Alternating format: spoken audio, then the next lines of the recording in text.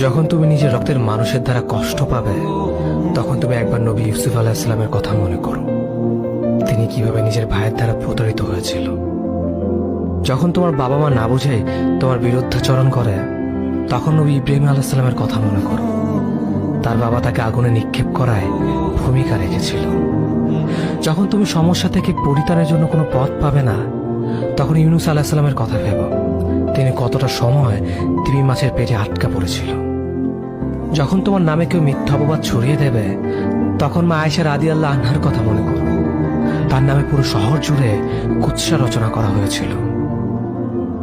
যখন তুমি অসুস্থ ব্যথার যন্ত্রণায় কাতরাতে থাকো, তখন নবী আইয়ুব আলাইহিস সালামের কথা ভেবো।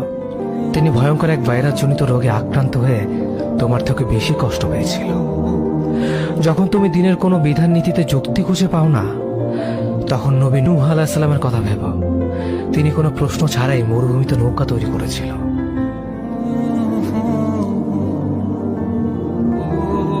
যখন তুমি আত্মীয়স্বজন, পরিবার, বন্ধু বান্ধবের কাছে হাসির পাত্রে পরিণত হও, তখন তুমি শেষ নবী হযরত মুহাম্মদ সাল্লাল্লাহু আলাইহি ওয়াসাল্লামের কথা ভেবো।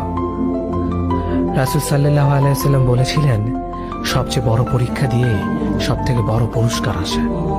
যখন আল্লাহ কাউকে ভালোবাসেন, তখন তাকে পরীক্ষা করেন, এবং যে এই পরীক্ষাগুলো মেনে নেয়, সে আল্লাহর সন্তুষ্টি অর্জন করে। আর যে অভিযোগ করে, সে তার ক্রোধের পাত্র হয়।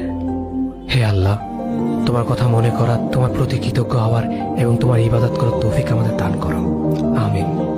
যেভাবে তুমি সন্তুষ্ট হও, সেভাবেই আমাদের পরিচালিত করো।